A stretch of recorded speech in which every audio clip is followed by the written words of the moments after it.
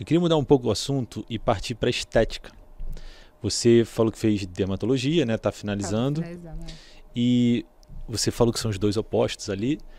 Por que você entrou, né, na dermatologia? Se você ainda quer finalizar, se você quer exercer de fato. E aí depois eu queria entrar no assunto sobre peeling, sobre alguns procedimentos que a gente tem visto aí com mais frequência. O que você acha, qual é a sua opinião?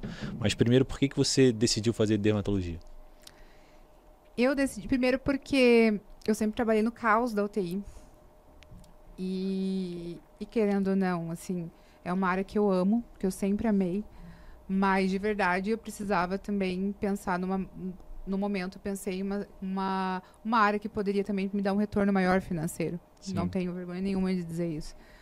Porque, infelizmente, tá em alta, né? Infelizmente, doença não é uma área valorizada na área da saúde. Sim. É só a gente ver os fisioterapeutas, os nutricionistas hospitalares, os técnicos de enfermagem que trabalham no hospital, não são os bem profissionais remunerados. Exatamente. E engraçado que deveria ser o contrário, né? Porque a responsabilidade é muito maior de um lado do que de outro, né? Nesse sentido de salvar vidas e fazer um procedimento estético, né? Mas são coisas que a gente tem muita dificuldade ainda, assim, dessa certa valorização. E eu sempre gostei de me cuidar. Então, e as pessoas, os técnicos sempre falavam, doutora, nossa, sua pele é bonita, o que você faz? E eu sempre fui uma curiosa. Eu mandei pra ela um vídeo hoje. Vocês nem sabem, mas eu mandei um vídeo que dizia que o cara perguntou assim, qual o melhor filtro solar para uma pessoa? Aí o cara respondeu óleo de coco. Eu falei, será que isso é verdade? Deixa eu perguntar para especialista, né? Que história é essa do óleo de coco? Virou... Sei que ele tem várias propriedades ali, mas já bom hidratante. Pro cabelo, ele é um bom hidratante, exato. Mas para filtro solar eu nunca... Essa daí eu realmente... Era só um parênteses, mas aí fala da dermatologia. Mas, então assim... E aí eu sempre fui muito curiosa. Então eu sempre gostei de saúde, independente da área. Então eu sempre procurei saber manipulação de farmacêutico, exato. Então o que é bom, o que não é bom, o porquê. Durante a faculdade, eu fui bolsista da CNPq, então eu gostava muito de artigo. CNPq? Eu quero saber se CNPq, que é um projeto que tem de pesquisa, que a gente ganhava uma bolsa para você fazer artigo científico, para você se envolver em pesquisa. Então, eu fui uma pesquisadora. Sim. Então, eu sempre gostei de ver a questão do artigo, é comprovado, não é? Isso é balela? Eu sempre fui muito pé atrás com tudo. Sim. Então eu comecei a manipular, estudar muito e manipular algumas coisas para utilizar com um embasamento científico. E aí, de repente, eu falei assim, quer saber? Gostei. Por quê? Porque eu comecei a olhar também que eu tinha um certo preconceito na época, do tipo, eu falava, trabalho com doença, não vou trabalhar com beleza. Uhum. Só que a partir do momento que você vê o que uma pequena mudança faz na vida da pessoa, na autoestima e o quanto que isso realmente rege os comportamentos e a saúde mental, né? Eu falei assim, eu também consigo. Pode ser tão importante quanto. Pode ser tão... Eu falei assim, é tão importante quanto. Sim. E aí eu falei assim, eu vou para essa área. E aí eu continuei em UTI e iniciei uma pós-graduação. Falta ainda eram 2 anos, falta ainda um mês ali, que é um módulo para terminar, mas mesmo assim eu fiz vários outros cursos e comecei a gostar cada vez mais, porque eu ia estudando, ia fazendo curso e comecei a atender também, né? Comecei a atender, mas foi uma área que eu fui me descobrindo, assim. Sim. Até hoje eu amo, por exemplo, adoro manipular as coisas, eu adoro. E você quer seguir? Você quer seguir nessa área quando você terminar? Então, é uma área que eu pretendo, mas no momento eu ainda não consigo encaixar, porque eu me descobri, é isso que eu falo, o bom da nossa vida é que a gente vai descobrindo várias versões dela ao decorrer da vida. Você falou engraçado também, que eu convidei a Fly aqui, convidei algumas outras pessoas que participaram do BBB, e eles falam a mesma coisa. Quando você sai da casa, você fica meio perdido, porque você não sabe se você vai virar apresentadora de televisão, você não sabe se vai voltar para a sua profissão, você não sabe se vai ter uma profissão de influencer, dependendo do público. Como é que foi para você ali depois da casa, assim, logo em seguida? O que ficou mais claro para você seguir esse seu caminho que você está seguindo? Eu acho que, inclusive, assim, só abrindo parênteses, qualquer pessoa que for se inscrever para um programa, você tem que saber muito bem quem você é e o que você quer entrando ali dentro. Porque senão você se perde no jogo, se perde na vida aqui fora depois. Sim. Clareza, né? Exato. Tipo, quem você é e o que você quer com aquilo. Porque senão você sai, abre muitas portas de oportunidade e você pega e fala assim, tá, mas o que eu vou fazer agora? Gera uma certa crise de identidade, do tipo, mas eu sou o quê? Eu tive isso. eu ficava assim, será que a comunidade médica ainda me vê como médica? Será que a comunidade influencer não me olha como influencer? Uhum. Até que passou um tempo que eu fiquei justamente nessa... O que eu sou.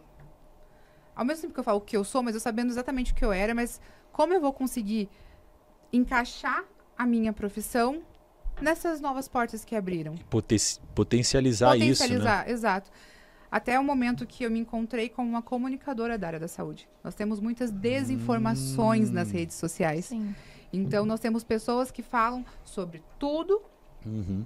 e é muito bacana isso, só que ao mesmo tempo pode ter muita informação perdida ali. Claro. Então, eu falei assim, eu quero ser um ponto que as pessoas olhem e saibam exatamente o que eu estou falando. Eu posso usar a minha voz para falar sobre... A medicina surgiu para ser preventiva. Sim. Eu posso pegar e salientar alguns pontos importantes para que a pessoa não precise chegar para mim, por exemplo, numa UTI.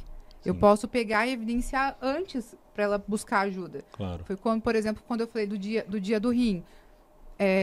Aí eu fiz um vídeo e expliquei. Falei assim, 90% das pessoas, assim, né? Elas só vão descobrir que tem problema renal quando você já perdeu quase o seu rim completo. Porque ele demora muito tempo para demonstrar sinais. Então, assim, faça pelo menos uma vez por ano uma creatinina e uma ureia, um parcial de urina. Sim. Então, assim, o tanto de pessoas que me mandaram depois assim, nossa, doutora, eu sou renal crônico e eu não sabia. Então, Outro isso é vídeo muito seu bacana. que eu achei muito legal, falando do transplante de medula. Exato. Né? E eu acho, me corrija se eu estiver errado, mas a gente pode doar até 35 anos, é isso? O que acontece? Nós temos um banco que aqui no Brasil foi alterado algumas normas. Alguns assim, critérios. isso, perdão. Para ficar mais compatível com o Banco Geral. Porque isso é internacional também. Sim. Então, uma pessoa daqui pode dar uma pessoa da Alemanha. Sim. Então, para você pegar e estabilizar, deixar nos mesmos critérios, a gente mudou também os parâmetros. E também tem que a partir de 35 anos para você fazer o seu cadastro, né? Sim. Porque você já pode ter alguma doença, uma comorbidade, alguma coisa. Isso eu acho tão legal, porque o jovem, dificilmente ele vai ter esse cuidado de falar, vou me inscrever, a não ser que ele tenha algum conhecido ou algum familiar que passe por algum problema, por alguma doença. Então, esse tipo de informação, por exemplo, desperta em mim, como seguidora sua, essa vontade de, peraí, eu ainda tô na idade, eu ainda posso me inscrever. E eu recebi um monte de pessoas que me mostraram, eu me inscrevi no Redome, que é o banco de cadastro. Me inscrevi no Redome. Eu não sabia. E eu quis justamente tirar um pouco essa questão do... Meio que o que é tabu, o que as pessoas acham, mitos, né? Sim. A questão é mitos, na verdade. Por exemplo, dói. Aí eu fui lá e expliquei. Dói, não dói? Só tem duas maneiras de ser feita. A pessoa vai trocar de sangue? Vai trocar de sangue. Ela pode trocar. Porque não é igual, não é o mesmo tipo sanguíneo. Não é, assim, a gente usa um outro fator, que é o fator RH. Então, eu quis justamente trazer para as pessoas, porque eu acho que informação cura. A gente tá no mundo... Informação cura, é muito legal isso. A gente tá no mundo de tanta desinformação que muitas vezes as pessoas deixam de doar a medula porque ainda tem aquela coisa lá atrás, tipo, vai doer muito, vai fazer isso, eu vou... Então, as pessoas não sabem. Então, eu gosto muito de falar isso. Vem cá, doação de sangue. Como fazer? O que fazer? Quem pode? Quem não pode? Dengue. Por que não pode usar... o meu vídeo de dengue, quando eu falei assim, por que não pode usar anti-inflamatório? Porque todo mundo fala isso, mas você sabe o porquê? Não sabe. Então, eu falei assim, eu quero dizer para as pessoas o porquê. Eu quero que elas saibam o porquê. Porque se chega uma pessoa e fala assim, não usa anti-inflamatório, se ela tá com dor, alguma coisa, ela vai falar assim, mas eu tenho essa daqui, a minha vizinha tomou e falou que é bom, eu vou tomar. Sim. Então, assim, eu quis explicar o porquê. Eu gosto muito disso. Eu falo, as pessoas têm que começar a entender. E a internet está passando por uma transformação que as pessoas estão ficando mais críticas. Então, eu acho isso muito bacana. É você saber de onde vem, o porquê você está fazendo isso. Então, eu gosto muito de trazer essa importância. Por exemplo, quando eu fiz agora um da vitamina C. Eu fui explicar sobre a vitamina C. Eu falei sobre os benefícios, sobre a alternativa. E falei,